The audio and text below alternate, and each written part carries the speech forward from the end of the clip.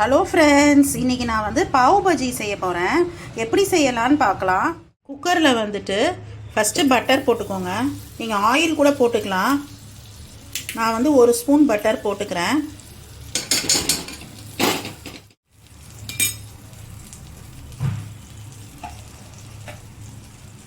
இப்போ வந்து ஜீரகம் வந்து போட்டுக்கோங்க. இதில் கொஞ்சமாக ஜீரகம் போட்டுக்கோங்க.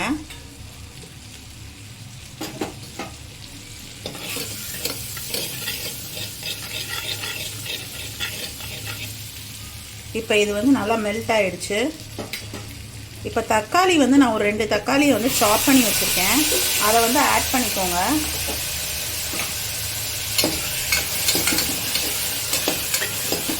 மிக்ஸ் பண்ணி விட்டுக்கோங்க. இப்போ வந்து பீட்ரூட் வந்து நான் ஆட் பண்ணிக்கிறேன். பீட்ரூட் போட்டிங்கன்னா நல்லாயிருக்கும், நல்லா டேஸ்ட்டாகவும் இருக்கும், கலரும் கொடுக்கும்.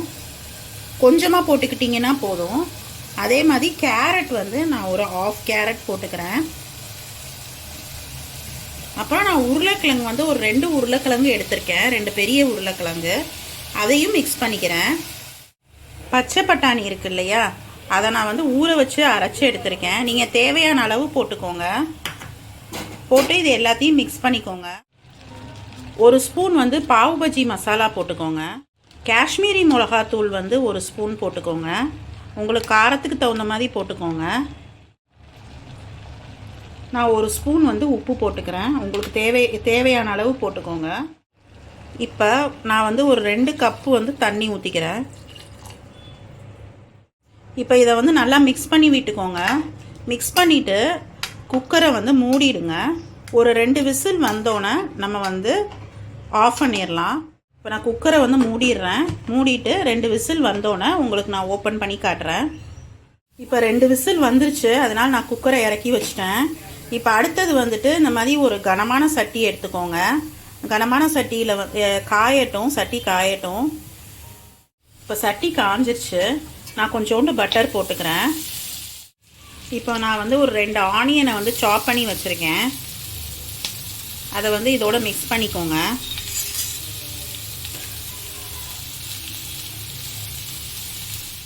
நான் கேப்சிகம் வந்து கொஞ்சம் சின்ன சின்னதாக அரிஞ்சிருக்கேன், கொஞ்சோண்டு கேப்சிகம்.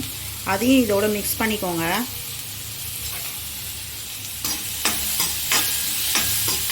இப்போ இதை நல்லா வதக்கிக்கோங்க ஒரு 2 மினிட்ஸு. ஏற்கனவே 1 ஸ்பூன் வந்து பாவ் பஜ்ஜி மசாலா போட்டிருக்கோம். இப்போ வந்து 1 ஸ்பூன் போட்டுக்கிறேன்.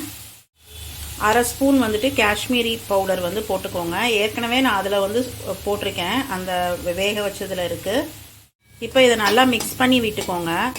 இஞ்சி பூண்டு பேஸ்ட் வந்து 1 ஸ்பூன் எடுத்திருக்கேன். அதையும் நல்லா மிக்ஸ் பண்ணிக்கோங்க.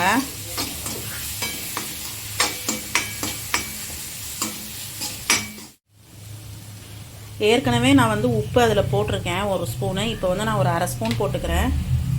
போட்டுட்டு கொஞ்சோண்டு தண்ணி ஊற்றுங்க. தண்ணி ஊற்றிட்டு மிக்ஸ் பண்ணிக்கோங்க.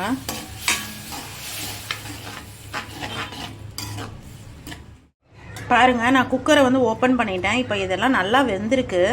இதை வந்து நான் என்ன பண்ணிக்க போகிறேன்னாக்கா, நம்ம வந்து ஏற்கனவே வெங்காயம்லாம் நம்ம வதக்கி வச்சுருக்கோம்ல, அதில் வந்து நான் மிக்ஸ் பண்ணிக்க போகிறேன்.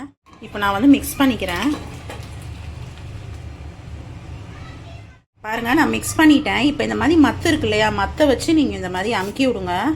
உங்கள்கிட்ட மத்து இல்லைன்னா கரண்டியை வச்சு நீங்கள் நல்லா இதை வந்து நல்லா மேஷ் பண்ணி விடுங்க.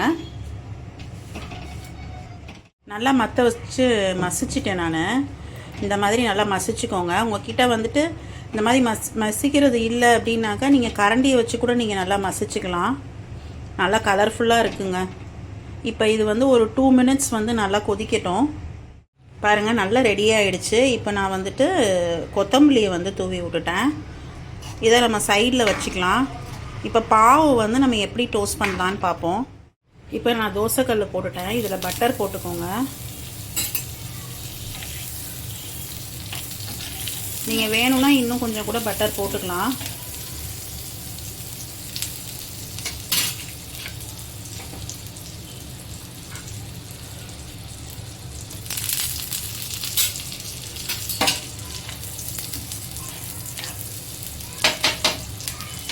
இப்போ நான் அந்த பாவ் மசாலா செஞ்சுருக்கேன்ல, பாஜி மசாலா இருக்குல்ல, அதை வந்து கொஞ்சோண்டு போட்டுக்கோங்க. ஒரு 1/2 ஸ்பூன் இப்படி போட்டுக்கோங்க, நல்லா இருக்குங்க.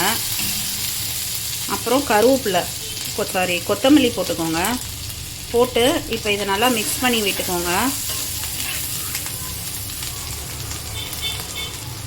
இப்போ நான் பாவு வச்சுருக்கேன், அதை வந்து இந்த மாதிரி வைங்க. ஃபஸ்ட்டு டோஸ்ட் பண்ணுங்கள். இப்போ நல்லா நான் டோஸ்ட் பண்ணிட்டேன். பாவு பஜ்ஜி வந்து ரெடி ஆகிடுச்சுங்க. ரொம்ப டேஸ்ட்டாக இருக்குங்க. நீங்களும் உங்கள் வீட்டில் செஞ்சு பாருங்கள். குழந்தைங்களுக்குலாம் ரொம்ப பிடிக்கும்.